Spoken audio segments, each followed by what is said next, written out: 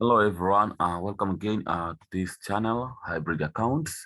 And today you are just going to proceed with step 2 of the transportation models. So step 2 simply involves obtaining initial feasible solution or initial basic feasible solution. How do we get that? We use the following methods. You have Northwest Corner method, least cost method, as well as Vogel's approximation method. Actually, we'll see each method in turn and make and solve on examples. So, what do we do on the northwest corner method? By northwest, we simply mean top left. You know the meaning of northwest, eh? Northwest. Just raise your left hand and actually raise it upwards to the left and then upward and then upward. So you'll just find a northwest corner. It means a top left corner. So this is the simplest method, but also the most inefficient, as it usually had the highest total transportation cost. If you need to minimize cost, it mostly have the highest transportation cost among all methods, because actually it just considered the northwest corner, nothing more. And so this is because it does not take into account of the cost of transportation. It does not capitalize on the low transportation cost to transfer first. So that's is its limitation. And the following are the steps in the northwest corner method. Just like this, it's very easy. Select the northwest corner, that is the top left corner of the table, and allocate the maximum possible units between the supply and demand units. We're just going to see this soon.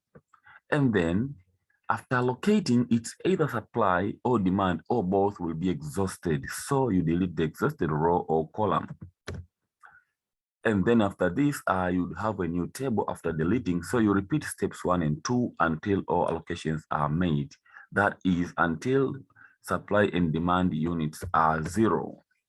And lastly, obtain the initial basic feasible solution. If it's a cost, determine the cost. If it's profit, determine profit. All right. So this is an example of northwest corner method. Here we are told the cost of transportation per unit from 3 sources and 4 destinations are given in the table below. Transportation costs are on a per unit basis. Now, as you can see here, we are provided the source, 3 sources, 4 destinations, supply units, and demand units. Now, we are required to obtain the initial basic feasible solution using the northwest corner method. This is what we have to do right here and now. So you just ask yourself, is the problem balanced? Before doing anything, step 1 involves formulating the problem and balancing it. We are told that the problem is balanced. How do you know the problem is balanced? Because total supply equals to total demand. Yeah, total supply equals total demand equals to 1,050. Even if you count here, 250 demand plus 300, that is 550, plus 200, 750, plus 300, 1,050. What about supply? 450 plus 250, which is 700 plus 350, 1,050 here. You have the common total that is here. So the problem is balanced. If the problem is balanced, then you are ready to proceed with the normal methods. So I just copied the problem here again. I just copied it. And right now you have to start applying the northwest corner method. So you just identify the northwest corner, top left corner. This one is the top left corner right here. It will be here, top left corner here. Source 1, destination 1. I'm repeating again. It will be here, source 1 and destination 1. So this is what we're just going to do. So you have to make an allocation here. So you ask yourself, source 1 demands 250 units, but actually there are 450 units. So you take the lesser between this one and this one. Or simply speaking, it requires 250 and there are 250, there are sufficient units, so it would be given 250 units. So just go and supply 250 units just like this. So you supply these 250 units just like this, and then its demand is exhausted. And actually, the one that supplied 250 would remain with 200. 450 units minus 250 units, you remain with 200 units. Now, see, this destination 1 has been fulfilled with the demand. So we delete it. we say delete column 1 because it is exhausted. So we redraw our table without showing destination 1, just like you see down here. No destination 1, just destination 2, 3, and 4. All right, and you proceed again. Now presume that you haven't recorded this. This destination 2 required 300 units, but actually there are just 200 units. So there is no way it would be given this lower amount, that is 200 units. So by 200, it would receive 200 units. The supply of 200 units would be exhausted, and actually this one, which was supplied with 200 units, would remain with 100 units. That is 300 units minus 200 units, you remain with 100 units, just like this.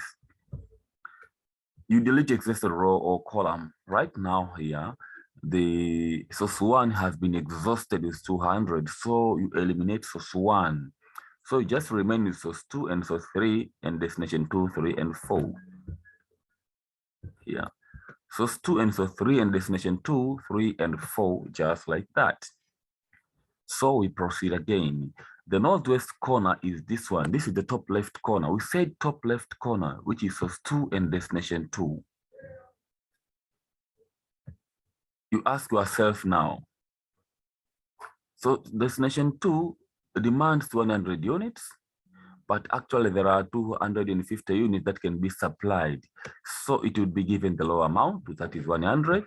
And then after that, we just subtract 100 units and you obtain 100 here. And then you subtract 100 units again and you remain with 150 units. So just as usual, you check the row or column that has been exhausted. This destination 2 has been exhausted because it is over, it has no excess of demand. So you eliminate destination 2. You remain with destination 3 and 4 as well as source 2 and 3. So here we are. Destination 3 and 4 and source 2 and 3, and we proceed now. So by proceeding here, you ask yourself, just like this. So the top left corner are the source 2 and destination 3. Here we are, source 2 and destination 3. This is the top left corner cell. Cells are just these squares here. These are the cells or rectangles. So you ask yourself, you require 200 units, but there are 150 units. You take the lesser. The lesser is 150. So you supply 150 here. After supplying 150, if you supplied 150 and you had 150, that means 150 will be exhausted. That means I've crossed it. And here, if you demanded 200, but you received only 150, that means you remain with 50 units. So after that, you check at the row or column that is exhausted. Source 2 is exhausted, right? So you delete source 2 and you remain with only source 3 as well as destination 3 and 4. So you come here, you have destination 3 and 4 and source 3. Actually, when you remain with a single source or a single destination, there is no need to hustle because it's very much obvious that source 3 would supply destination 3 and 4. So no need to apply any method. It's pretty much obvious that source 2, destination 3 is requiring 50 units, so it will be given 50 units and it will be exhausted, as well as destination 4 require 300 units, so it will be given 300 units, and 2 it will be exhausted. After here, 350 units have been provided from source 3, and everything would be fine. So that's how we deal with northwest corner method. Now, just as a summary, I just decided to show all allocations in one table.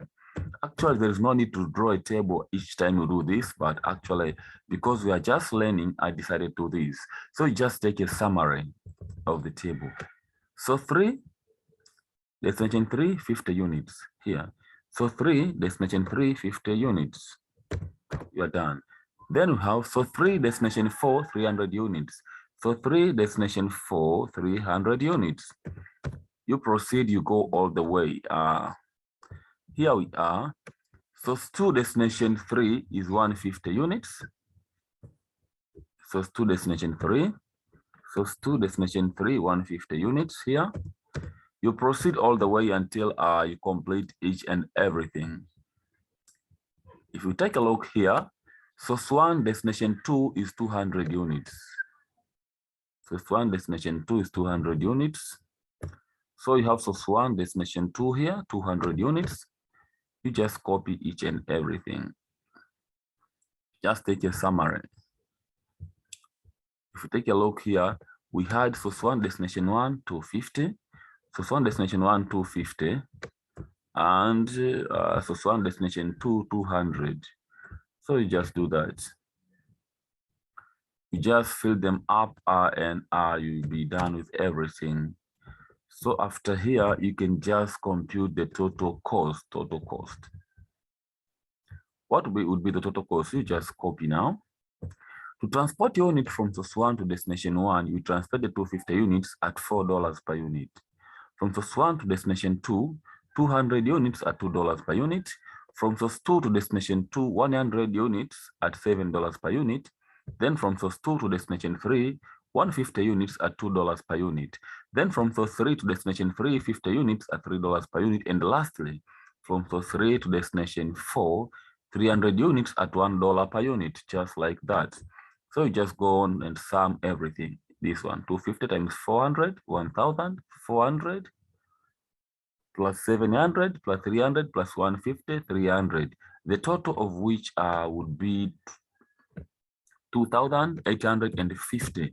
This would be the transportation cost using Northwest Corner method. Now, as I told you, most of times this Northwest Corner method would yield high costs. So you'd have to optimize it. In case you're just told to use Northwest Corner method, this is all. And also there is one thing that I just need to explain here. You know, when we spoke of step 3 usually involves checking for degeneracy. How do we check for degeneracy now?